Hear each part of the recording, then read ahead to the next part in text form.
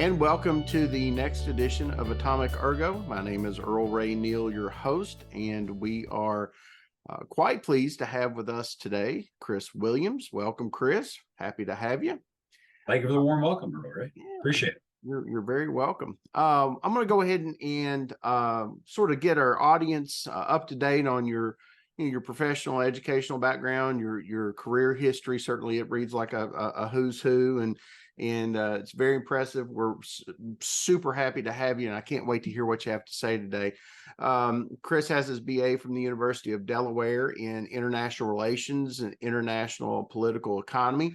That's something we actually share. I have one of my degrees is in political science basis as well, so that's interesting to me. He is a CAE, which is a Certified Association Executive, and a certified master trainer. He is currently the executive director of the Voluntary Protection Program Participants Association. You may have seen it shortened VPPPA. He is also the former director of membership for the Association of the Wall and Ceiling Industry, the executive director of the National Child Support Enforcement Association, which I would love to talk to you about that sometime because of another job in my other life, so to speak.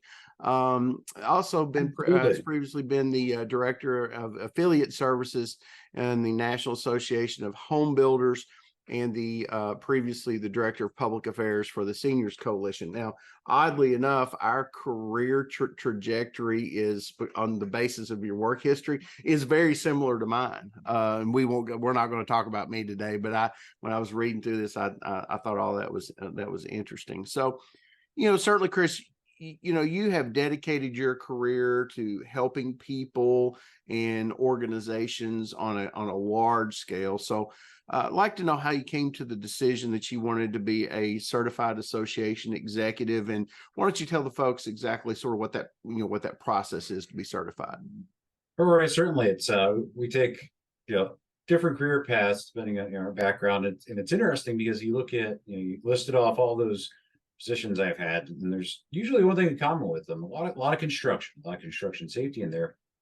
And the reason there is, my background, my father was a contractor, small industrial, light contract, commercial contractor. So I spent my summers in high school and college on job sites. And so that's my first exposure to that side of the business, and especially on the safety and health side. But really, the bulk of my professional career has been in the association world. It's been as an association executive on the nonprofit side. And it just so happens they dovetail nicely on the construction side with AWCI, Association of Wall and Ceiling Industry, Associated Builders and Contractors, on the home builders as well. So what really led me to that certified association executive designation through the American Society of Association Executives was basically the experience on that nonprofit side. At AHB, the Affiliate Services Department was focused on association governance. I really got my chops in that. And it seemed like a natural fit and natural progression from a career standpoint to go ahead and sit for the CAE. And that was back in 2010 now that I got that. And so it's been there a long time. Got it back on the wall here. Very proud of that achievement. And it's given me the tools to be able to kind of shift seamlessly between associations, but also in terms of going up that career ladder to be where I'm at today as executive director of VPPPA. Chris, would you mind taking a couple of minutes and explain to us OSHA's Voluntary Protection Program and how your association, how they're related? Absolutely. OSHA's Voluntary Protection Program, they launched it back in 1982. And just a quick history on it. It started before that in the late 70s, 1979, out of the San Onofre Nuclear Power Generating Station. And it started from labor. When labor went to the contractor on site and said, listen, we're going to build this nuclear plant. This is inherently dangerous work. And we've had fatalities in the past. How do we work together to prevent them? From that, the modern day version of VPP was born. And it's founded on three main components. It's employee involvement. We talk about from a safety and health perspective, employee engagement, which is great. Engagement's only part of it. In a true total safety and health culture, high performing safety and health culture, it's employee involvement, meaning they've got a direct stake and direct say in the safety and health processes on site to protect themselves. It also is founded on a component of management commitment. That commitment is, if we need resources, we provide them. Ask the question about it. If our employees come to us, we work together with them. And they sit there and tell us that we need something to be safer. There's a better way to do things. Management is committed to following their lead. And the reason being is that, you know, I've sat behind a desk and put out thousands of pages of safety and health directives. I've sat in OSHA meetings talking about regulations and sit behind that desk putting this stuff out. It seems great on paper, but unless I've got input from the field, it really doesn't make sense because I'm not the one applying those concepts, applying those processes. And then the third component of VPP, probably most important of all, and that's the regulatory agency commitment to overseeing and maintaining our combined commitment between management and labor to following through on what we say we're going to do. And with OSHA starting this program back in 1982, what that entails is a full-on site audit every 3 to 5 years to make sure that you're upholding the standards of VPP. It means taking a look at our annual self-evaluations that our sites submit that show continuous improvement, which is what our program is founded on. You know, we all realize that VPP is a great achievement. Getting that star flag is awesome, but a VPP site realizes that's only a waypoint on a journey. And so that's the nexus of the program. And where VPPPA comes in, we represent about 1,400 stakeholders, sites, high-performing companies that are committed to advancing workplace safety and health excellence. And so we help work with OSHA, as we're doing right now with modernization. We help guide the program where it needs to go, make helpful suggestions on how to manage the program, what ideas, what concepts can be implemented. But really, we serve as the networking and best practice sharing, basically centralized wheelhouse, where we get to get folks together. We share the best practices. Our chair's got a fond of a saying, and I've kind of adopted it, that VPPPA is here to help with R&D, and that's rip-off and deployment. I take it a step further, it's rip-off and development, because in safety and health, we're happy to share those ideas. You know, on the construction side, I can tell you 15 years ago, that wasn't the case. We were kind of protective of it, but we've opened up now where VPPPA has got the opportunity to help take those best practices, research them, make them better, and then have somebody steal and do the same thing that we're doing, and then bring them back and really accelerate the advancements in safety and health culture. So let's turn our attention to ergonomics. So we'll have an ergonomics question now. Based on your extensive safety and health management experience, how do you see your industries being affected by poor ergonomics, and how do the VPP sites address ergonomic issues in the workplace specifically? Well, to answer the first question, in terms of how sites and industries are affected by poor ergonomics, well, let's face it, you know, we're all getting older. We're not as young as we once were. Like that great country song to that extent. And what that means is that we're more susceptible to injury just based off of wear and tear from day-to-day life. And so we look at the work site, poor ergonomics on our sites, and we talk about it. The real question is, how do we facilitate an environment that lessens the risk there in terms of those MSDs, those musculoskeletal injuries, disorders? And it's incumbent upon us when we look at our VPP sites. VPP sites do a spectacular job based off of that employee involvement and that employee engagement, where we're asking our frontline workers out on the factory floor, out on the construction job site, what do you need to make your job easier to do and safer, most importantly? And so we look at it from that standpoint. It really is that engagement with the frontline worker to give them the tools that they're going to need, the resources they're going to need to really engage in that prevention. And the other side of that as well, we look at, as I said, the aging workforce. One of the biggest things, especially on the construction side, is prevention through design. And that applies to the workstation as well, not just in construction, but in manufacturing and the industrial side as well. Being able to look at, as we bring new plants, we bring new facilities online, how can we engineer out some of these potential ergonomic hazards and MSD hazards? You know, how do we get the resources in place? How do we create padded flooring? How do we use machine guarding technology to really lessen that impact and, quite honestly, protect our most valuable resource and further and lengthen their work career? You know, you actually touched on my next question. So I want to focus now on the 77 million boomers that were born between 1946 and 1964. You know, they hit retirement age about, and if folks think about this, about 1 every 8 seconds. So that's 10,800 people on average a day. So along with that age demographic comes just what you were talking about, Chris, the disease of natural aging, arthritis, things of that nature. Now, certainly it's considered to be part of the natural aging process, but what's your position on how employers should be accommodating this population? Many states actually have even the arousal of pre-existing conditions are compensable under their state worker comp law. So what's your take on that, Chris? It goes back to Roy, what I talked about with prevention through design. It's, and I can tell you from, it's boomers. Yes, it's my generation as well. I made dumb decisions as a kid playing ice hockey and broke both my ankles. So arthritis comes naturally to me, comes as part of that. And so we look at from a VPP site standpoint, from an accommodation standpoint, it goes back to that prevention through design and that those engineering controls that help ease that burden, I'll call it, in terms of those padded floors and workstations that are ergonomically designed to prevent overreaching, prevent strain. Another part of that too, it really does focus on implementing technology. We've seen some tremendous developments on the technology front in terms of exoskeletons and just lifting and robotics that really helped the workforce today reduce that strain, reduce that burden, reduce that risk of MSDs. What role do you see technology playing, in the future as it relates to these ergonomic issues? I mean, certainly, we have Ergo. We feel like that really fills a niche in the industry. What's your thoughts on that? I think you hit it on that right there, and it starts again on the prevention side of it and understanding the risk factors and mitigating those risk factors from the outset when we can. And it's understanding that we've all gone through. We felt as a worker, we felt the twinge, but we didn't do anything up because my generation and generations before that, it was always just tough it out.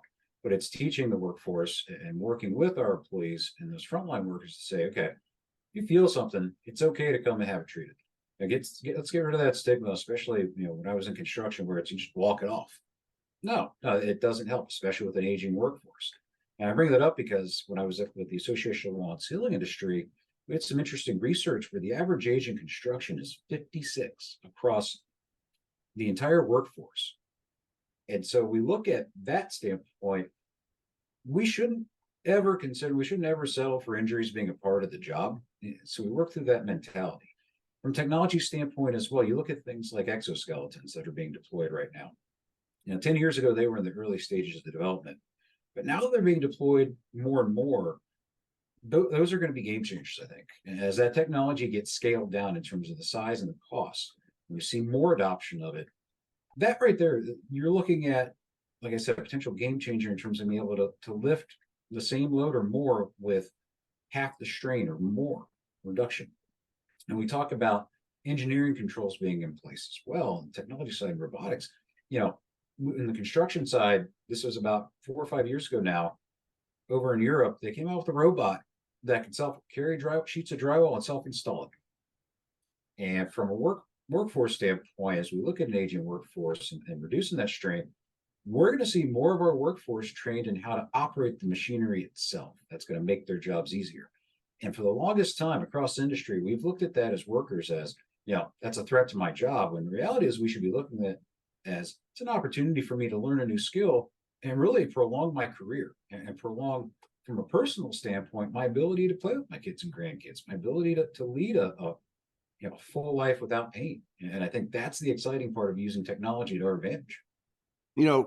Chris, my dad, you talked about your dad earlier. My dad, worked, physical labor his entire life. And, I'm 53, and I can tell you that I am in much better physical shape than my father was at my age. And when you couple the aging workforce along with some scary numbers that we're going to talk about here in just a second in the construction industry, it's concerning. And I think you've hit the nail right on the head when you talk about learning new technology, extending your life in the workforce, and being more productive. So in 2022, the construction industry was hiring at a pace at about 390,000 a month, and they couldn't find enough workers. Now in 2023, it looks like the industry needs to hire an additional 59,000. Now I'm not just making this up. This is the Association of Builders Contractors information. And then the ABC also estimates that there's going to be an additional $1 billion in construction spending this year, with almost 4,000 additional jobs. So here's kind of where I'm going with this. There's a lot of work out there to be had. We are in a spot, though, where we don't have the workers to fill that, whether it be because of the aging population or because there, a lack of skilled labor, which is a huge issue across the construction industry. So how does an organization kind of start down that path to have the best safety and health culture, like your voluntary protection program participants, to attract people to want to come work for them? All right, this is a great question, and I'll start it off with, if you want to put the chronic skilled labor shortage across industry, not just in construction, but across industry, into perspective, I'd ask the audience: have you tried to buy a house in the last 5 years? If you sold your house and you tried to buy another one, you realize that the housing market, you may have made a lot of money off that home you sold, but you're going to pay a lot more for that house you're going to buy. And how that equates to the labor market is, with this chronic skilled labor shortage, if I'm looking for a job and I'm in a high demand trade, I'm a welder, I'm a carpenter, I'm a machinist, down the line, I've got that skill set. I can basically choose where I want to go to work. And what I'm going to look at, it's not just from a pay standpoint, quality of life. Quality of life is, who's going to keep me safe at the end of the day? And that's not just construction, that's industry as a whole.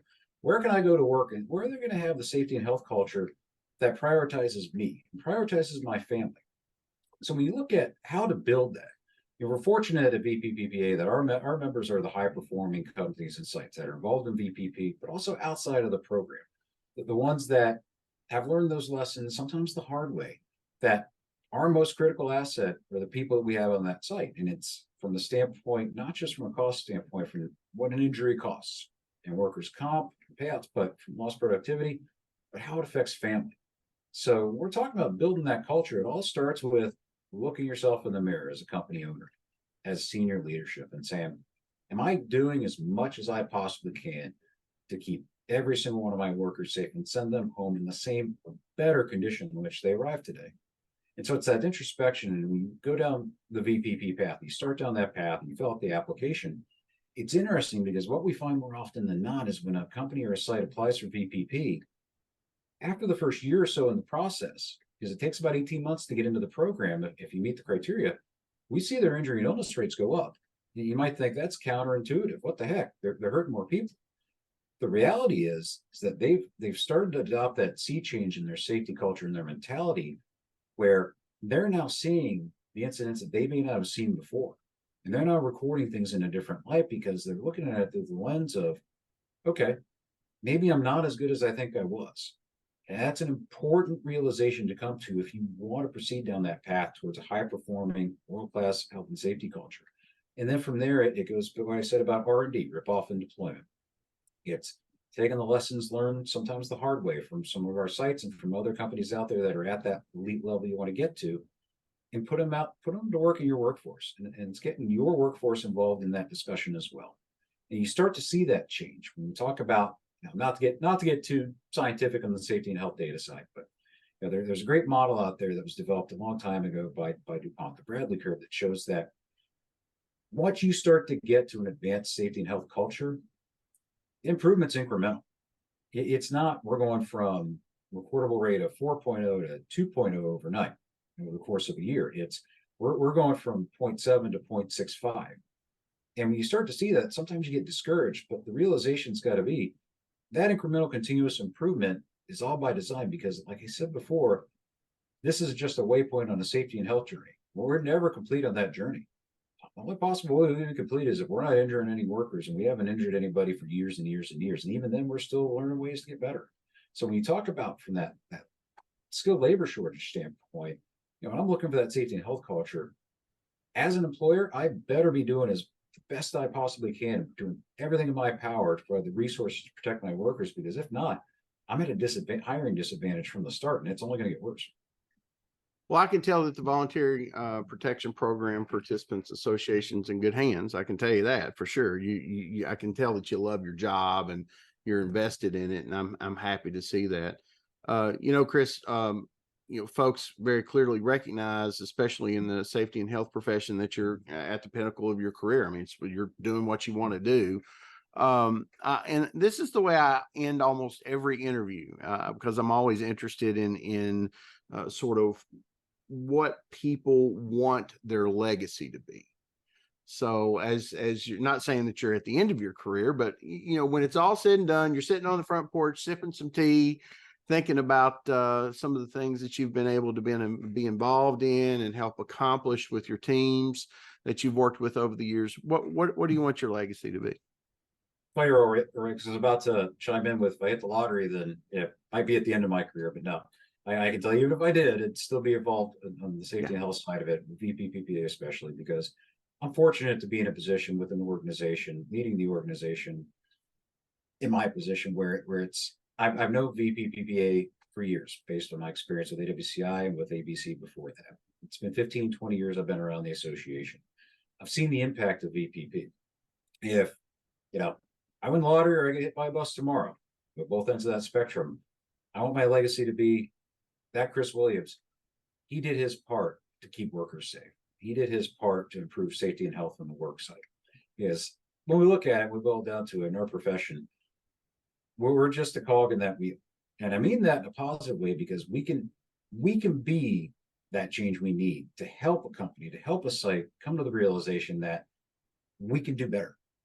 And I tell everybody this, and I've had discussions with some of the preeminent minds in health and safety out there about, is even conceivable to have 0 injuries as a target, as a goal? Why can you say that? Because human element, human nature, there's always going to be a risk involved. And I say, yeah, I agree with that. But when I look at what I want my legacy to be, I'm going to keep that as my goal. The reason being is that, yeah, we can achieve it. We can get to that point where we have every single one of our workers, every single one of our employees going home in the same or better condition than which they arrived that day. When I say in better condition, I want my legacy to be that I have helped people when they leave our job site, they leave our workplace, take some of the lessons we've been able to impart on them and how to operate, how to work safe, and taking them home, and they're spreading them to other people. And it's, I'm going to apologize for making on my soapbox here. Those of us in the profession, we're not just limiting it to where we work. We're walking down the street and we see somebody standing on scaffolding on a rail. We're stopping to tell them, hey, man, that's not safe. You got to think about, you got kids at home, you got a wife, you got a husband at home, or parents who are going to, if out of 999 times out of 1,000, nothing bad's going to happen to that 1,000th time, you're going to leave them without a dad, without a mother. Think about that. And so my legacy, I want it to be, I've helped others realize that we're all in this one together, and we're going to be that cog in the wheel that's going to help not just people that we work with and work for, but we're going to help others as well learn to work safe and send everybody home in that same or better condition and get to that 0 incidents. Chris, I really enjoyed our time together. It's gone by too fast. This will bring to a close another edition of Atomic Ergo. I do want to invite you back. I am fascinated by the work of the Voluntary Protection Program Participants Association. So if you have an issue that you want to, talk about, do some public advocacy for, feel free to reach out to us. We'll be more than happy to have you back and let you explain it to our audience. So I want to thank you again for taking the time out of your schedule to be with us today. Thank you, Rory. I appreciate it, and always happy to come back and talk about our shared love of international relations, political science. Absolutely. Get to that on the next one. All right, folks. Well, listen, that wraps it up for us. As always, if you have any questions, comments, concerns, or suggested topics that you want us to cover, feel free to leave those in the comments down below. We do read them. A matter of fact, our chief visionary officer oftentimes will respond. So go ahead and feel free to reach out to us. Again, Chris Williams with the Voluntary Protection Program Participants Association. We certainly appreciate it. And that will wrap it up for us today. You all have a great day and be good to each other.